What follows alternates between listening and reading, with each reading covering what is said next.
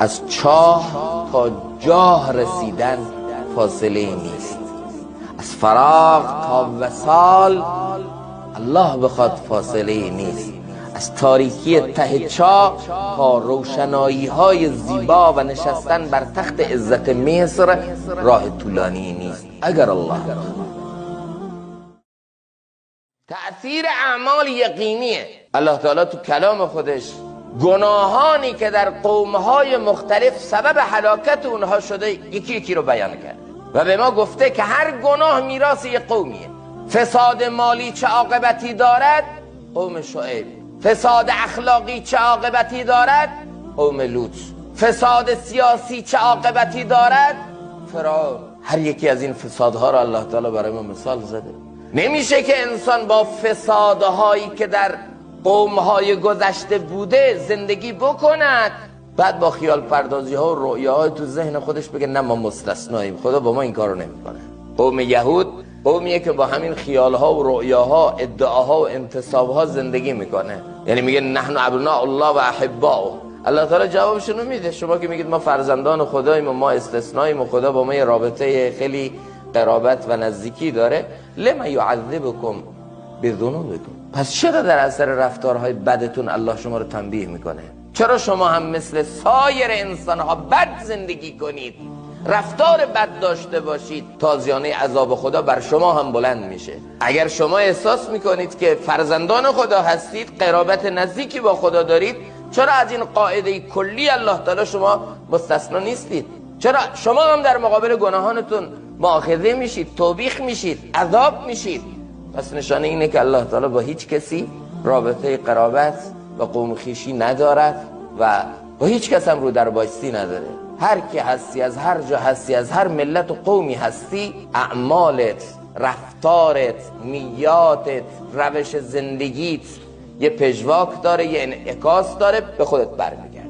اگر با فساد این قوم ها زندگی کردی ممکنه توی استدراجی، توی امهالی، چند سبایی خدا به تو مهلت بده، همونطور که امتهای سابقه رو الله تعالی مهلت داد. اونها رو هم تو فساد سیاسی، اونها رو هم تو فساد اخلاقی، اونها رو هم تو فساد مالی چند سبایی الله مهلت داد. به ظاهر داشتن رشد میکردن که این استدراجه، اما یک مرتبگی غافلگیرانه یه دفعه الیس الصبح به قریب عذاب اومد کنار گوششون همشون رو تباه کرد. بله ممکنه یه انسانی توی فساد، توی بدی، استدراج و امهال الهی چند سبایی بهش مهلت بده.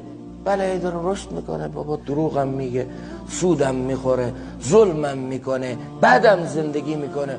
ای بابا هر روز آپارتماناش بیشتر میشه، هر روز ثروتش گنده تر میشه، هر روز پست و مقامش بیشتر میشه. چطور این؟ مگه نمیگن الله تعالی حاصل بد زندگی کردن رو، حاصل رفتار و اعمال بد رو تو همین دنیا قبل از آخرت یه جزئی از اون رو نشون میده؟ چرا فلانی نمیشه؟ چون این امهال الهی است، این استدراج الهی است. قومهای گذشته رو هم الله تعالی تو فسادشون، تو بدیشون چند سبایی مهلت داد. اونا احساس میکردن دارن رشد میکنن، احساس میکردن دارن ترقی میکنن، احساس میکردن که تبدیل به قدرت‌های غیر قابل شکستی شدن، احساس میکردن توی دارن بد رفتار میکنند که حتی خدا و دین خدا رو هم علیاذ بالله دور زدن، فریب دادن. یه مرتبه غافلگیرانه عذاب الله تعالی سراغشون آمد و همه چیز ازشون گرفت. لذا الله تعالی کوله‌باری از تجربیات امتهای سابقه رو به ما داده و باز یه الگوهای رفتاری قشنگ هم به ما نشون داده. تو کلام خودش از این الگوهای قرآنی مثبت هم برای ما یاد کرده. اسکندر ذوالقرنین با قدرتش خوب زندگی کرد و حاصل اون خوب زندگی کردن با قدرت چه چیزای قشنگی براش داد. سلیمان رو الله تعالی بیان میکنه به عنوان یک الگوی عملی، الگوی قرآنی مثبت در قدرت، در حکومت، در ثروت. همینا رو داشت، فکر آخرت هم داشت، شکرگزارم بود، از قدرتش برای نفع بشریت داشت استفاده میکرد، از اون موقعیتی که الله تعالی براش فراهم کرده بود به عنوان یه مسئولیت سنگین داشت در جهت رفاه عمومی استفاده میکرد، خب عاقبت نیکوش چه شد؟ اصحاب کهف رو الله تعالی مثال میزنه به عنوان یه الگوهای مثبت برای جوانان این امت. انهم فتیتون آمنوا بربهم، جوانهایی که به الله ایمان آوردن، به الله تکیه کردن، از معاشره فاسد فرار کردن، به دل کوه پناه آوردن، به الله اعتماد کردن. آخر این اعتماد و آخر این خوب زندگی کردن چه نام نیکی از خودشون بر جریده عالم ثبت کردن، چه تاریخ سازی، چه حماسه آفرینی کردن و چقدر زیبا نام قشنگی از خودشون گذاشتن و رفتن.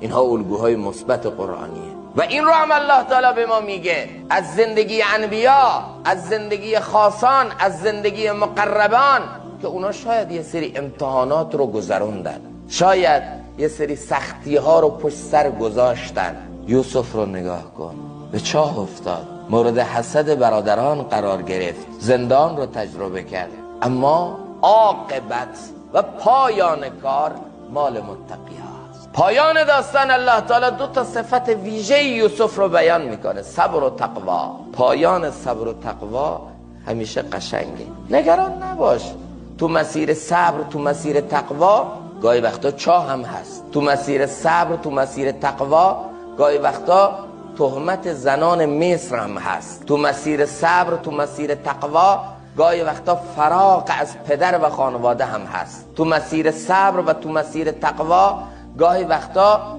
ممکنه که امتحانات بزرگی هم باشه، اما از چاه تا جاه رسیدن فاصله ای نیست. فراغ تا وصال الله بخواد فاصله ای نیست.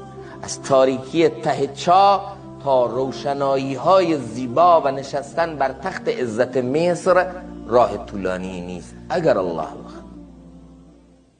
عارفان جام، رسانه فرهنگی مذهبی دارالحفظ خواجه عزیزالله تربت جام.